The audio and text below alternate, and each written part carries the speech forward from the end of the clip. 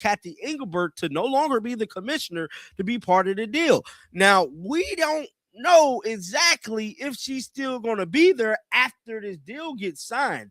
I would expect Kathy Engelbert to possibly move on allegedly after the CBA deal get done. Man, let's head on over to X real quick and pull up this article that has come out because it is a shocker. I ain't lying, bro. I did not know they was talking about that much money. Wow, wow, wow, wow. Information has surfaced on the official qualifying tournament page for San Juan, Puerto Rico, scheduled from March 11th through 17th. The proximity of these dates feels surprisingly immediate. What initially seemed distant has suddenly become just a few weeks away, creating an almost surreal sense of urgency. What appears to have emerged is essentially confirmed participation from Caitlin Clark on the roster. While no official announcement exists yet, and likely won't arrive until the formal team unveiling, there's substantial reason to believe this represents reality. FIBA has posted content titled USA Basketball's Next Chapter, Caitlin Clark and Paige Buchers, essentially declaring these athletes represent the program's future. This assessment carries validity considering their potential alongside Angel Reese. All three seem virtually guaranteed roster spots. Oh, wow, wow. So Sports Business, Sports Business Journal stated the WNBA released its 2026 schedule Wednesday, but just because there are no dates on the calendars doesn't guarantee, that just because there are now dates on the calendar doesn't guarantee there will be players on the floor, bro. This is shocking.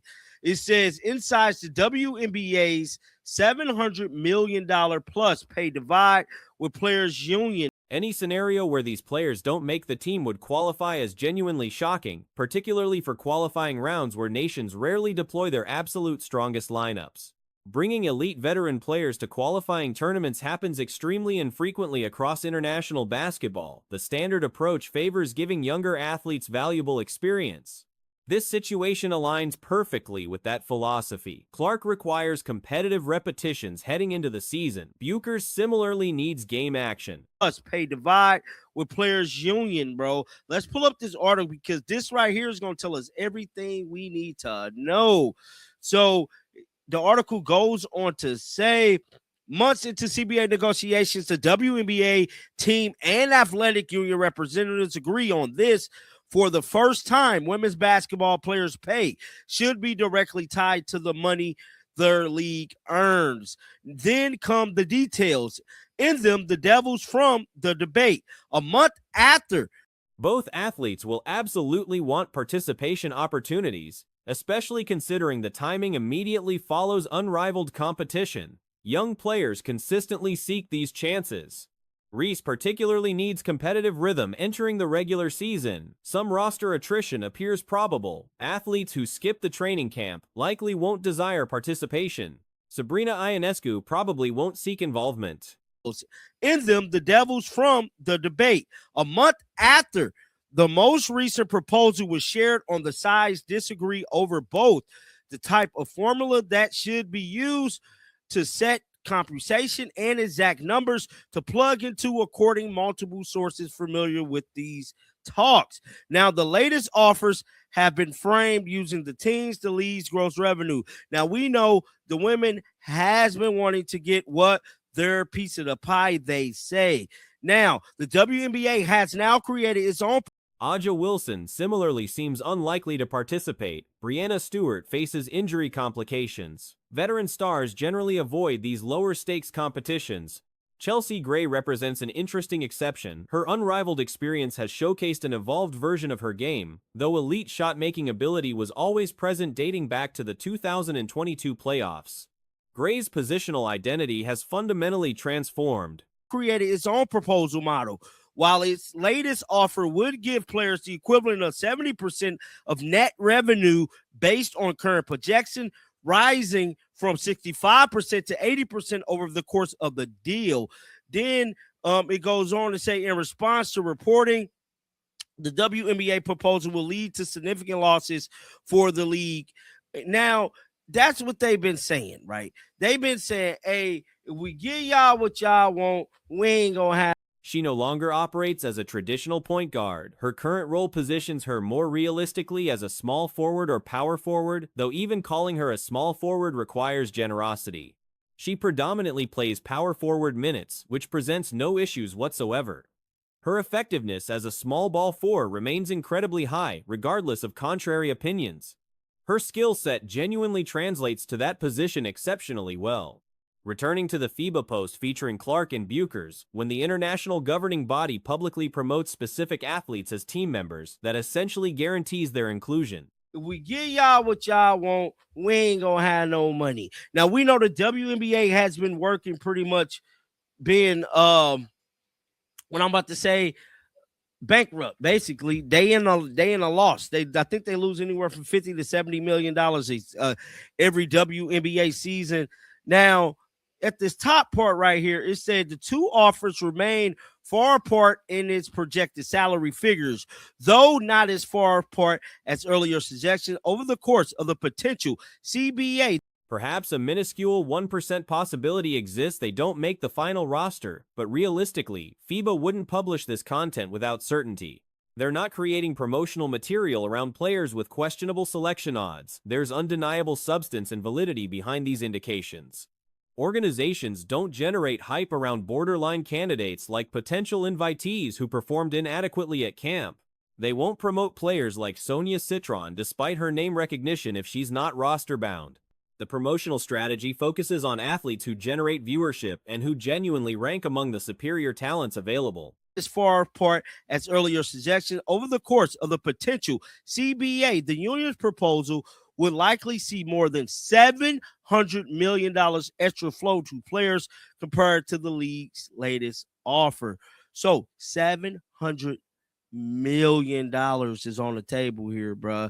Now, the average is up from 120 to 250,000. That's the average salary. And yeah, man, it's just looking very, very interesting.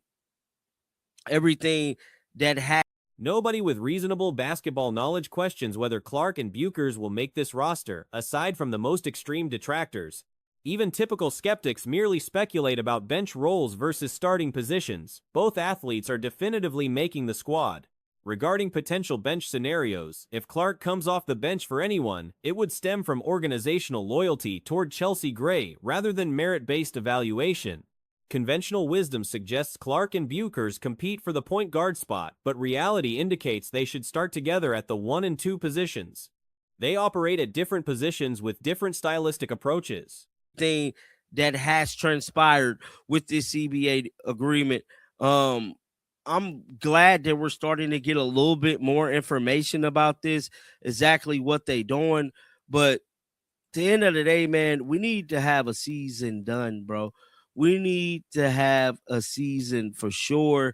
I know the schedules come out, and I've been a big advocate saying that I don't believe it's going to be a lockout. I still feel that way. I don't. Every available clip from their camp sessions showed Buchers playing 0 minutes at point guard. This is, honestly, Adam Silver, this is brilliant. And it's brilliant because you already got so many fans over on your side right now. All right. Everybody's seen what the league has offered. So many fans are like, okay, that's a shit ton more money. Excuse my French.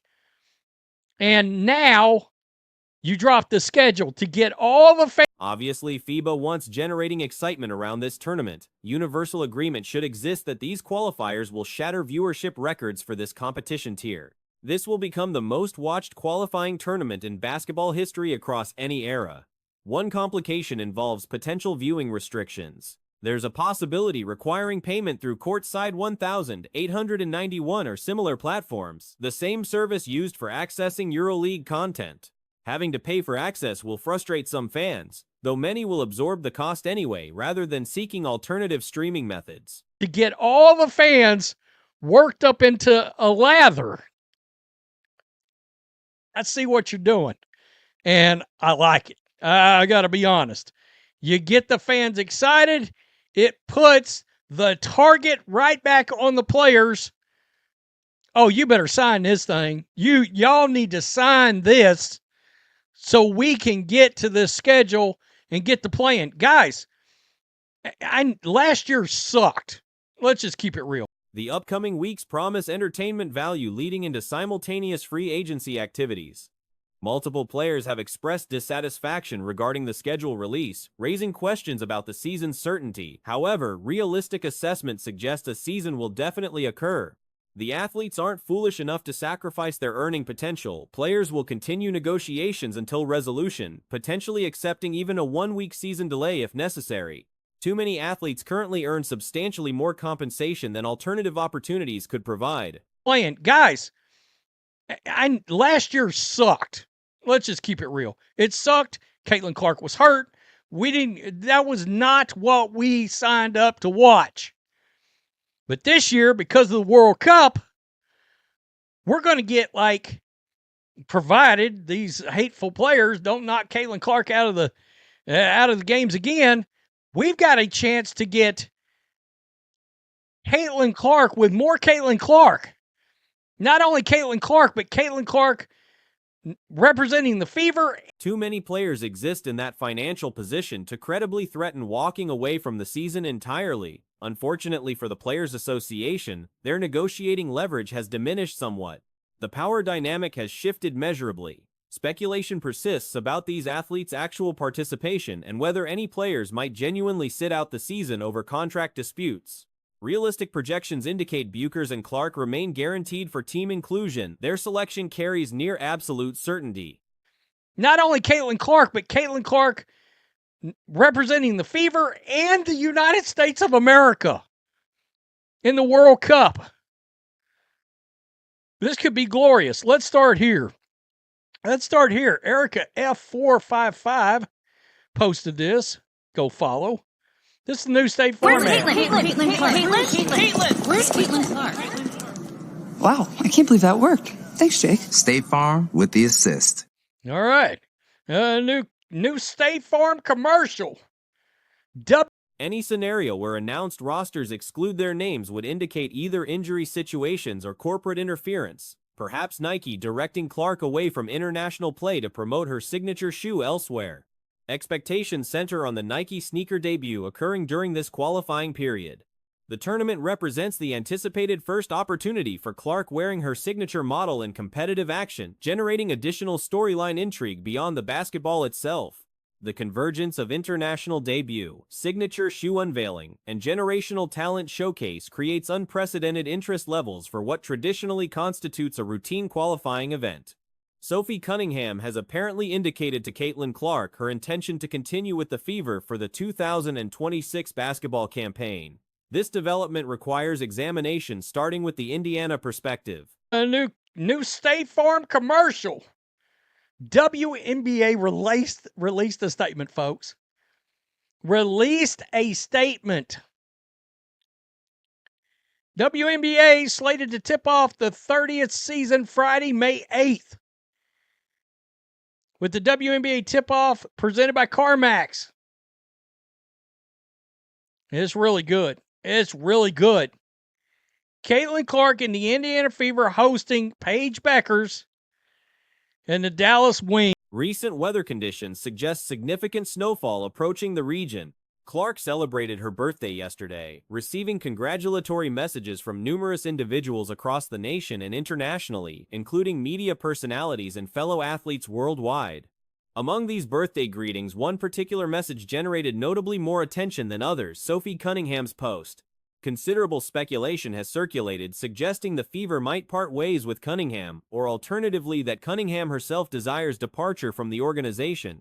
Whatever circumstances may have fueled these discussions and conjectures, such debates now appear concluded. Late evening yesterday, Cunningham transmitted a significant message to Clark, revealing her desire to remain Clark's teammate for the upcoming 2026 basketball season. And the Dallas Wings. Yeah, this is really interesting. Front Office Sports must be hating this. They must be hating it. By the way, there's a very key portion of this. As part of the new CBA, we know the league wants to go to 50 games and then go to 54 games. Clark received numerous birthday acknowledgments yesterday. As previously mentioned, Cunningham shared a photograph featuring 54 games. I did that video the other day. They're not going to do that this year. Why are they not going to do it this year? It's simple. The World Cup. That's going to be your extra Caitlin Clark for the year. WNBA released the schedule for the 2026 season Wednesday, despite the league and union remaining at odds over the new CBA. Others noted Cunningham's quality while mentioning 2 expansion franchises possessing substantial salary cap flexibility. Additional commentary suggested Cunningham feels comfortable in Indiana, with departure only occurring if the organization attempted unreasonably low contract offers, which seems unlikely. Further responses emphasize the importance of retaining Clark, Cunningham, Aaliyah Boston, Lexi Hull, and Kelsey Mitchell together. Uncertainty exists regarding these roster hopes. Desire for Clark and the entire group returning persists, though current circumstances provide no confirmation.